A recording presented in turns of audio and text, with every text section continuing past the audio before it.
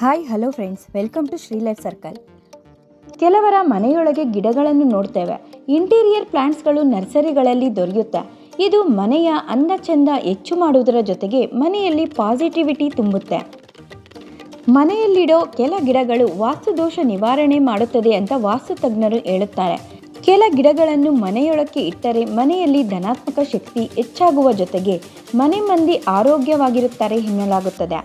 ವಾಸ್ತು ಗಿಡಗಳು ಮನೆಯಲ್ಲಿ ಇಡುವುದು ಎಷ್ಟು ಮುಖ್ಯವೋ ಅದನ್ನು ಸರಿಯಾದ ದಿಕ್ಕಿನಲ್ಲಿಟ್ಟು ಅದರ ಲಾಭ ಪಡೆಯೋದು ಅಷ್ಟೇ ಮುಖ್ಯ. ಮನೆಯಲ್ಲಿ ಇರಲೇಬೇಕಾದ ವಾಸ್ತು ಗಿಡಗಳು ಯಾವುವು, ಅದನ್ನು ಯಾವ ದಿಕ್ಕಿಗೆ ಇಡಬೇಕು, ಆ ಗಿಡಗಳಿಂದ ನಮಗೆ ಆಗುವ ಪ್ರಯೋಜನಗಳೇನು ಅಂತ ಈ ವಿಡಿಯೋದಲ್ಲಿದೆ.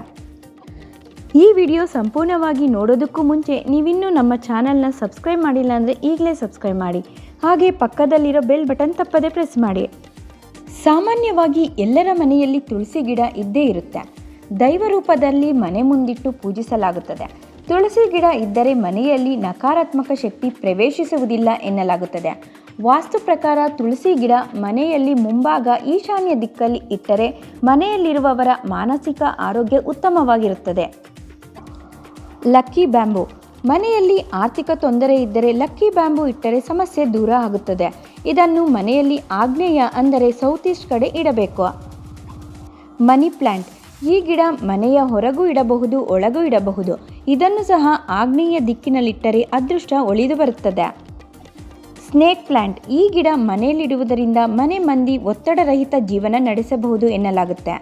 ಈ ಗಿಡ ಸಹ ಮನೆಯಲ್ಲಿ ಆಗ್ನೇಯ ದಿಕ್ಕಿನಲ್ಲಿಟ್ಟರೆ ಒಳಿತಾಗುತ್ತದೆ.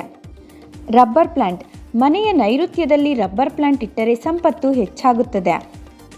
ಕೊನೆಯದಾಗಿ ಜೇಡ್ ಪ್ಲ್ಯಾಂಟ್. ಇದು ನೋಡೋದಕ್ಕೂ ಚೆನ್ನಾಗಿರುತ್ತೆ, ಮನೆಯಲ್ಲಿಡೋದ್ರಿಂದ ಮನೆಯವರ ಆರೋಗ್ಯ ಸಹ ಉತ್ತಮವಾಗಿರುತ್ತದೆ. ಈ ಗಿಡವನ್ನು ಪೂರ್ವದ ದಿಕ್ಕಿಗೆ ಇಟ್ಟರೆ ಉತ್ತಮ ಫಲಿತಾಂಶ ದೊರೆಯುತ್ತದೆ. ನಿಮ್ಮ ಮನೆಯಲ್ಲಿ ಈ ಗಿಡಗಳು ಇದ್ದರೆ ಅಥವಾ ಈ ಗಿಡಗಳನ್ನು ತರಬೇಕಂತಿದ್ದರೆ ಸರಿಯಾದ ದಿಕ್ಕುಗಳಲ್ಲಿಟ್ಟು ಧನಾತ್ಮಕ ಶಕ್ತಿಯ ಲಾಭಗಳು ಪಡೆಯಿರಿ. ಈ ವಿಡಿಯೋ ಇಷ್ಟ ಆಗಿದ್ದರೆ ಪ್ಲೀಸ್ ಲೈಕ್ ಮಾಡಿ, ಹಾಗೆ ಮತ್ತಷ್ಟು ಜನರಿಗೆ ಶೇರ್ ಮಾಡಿ.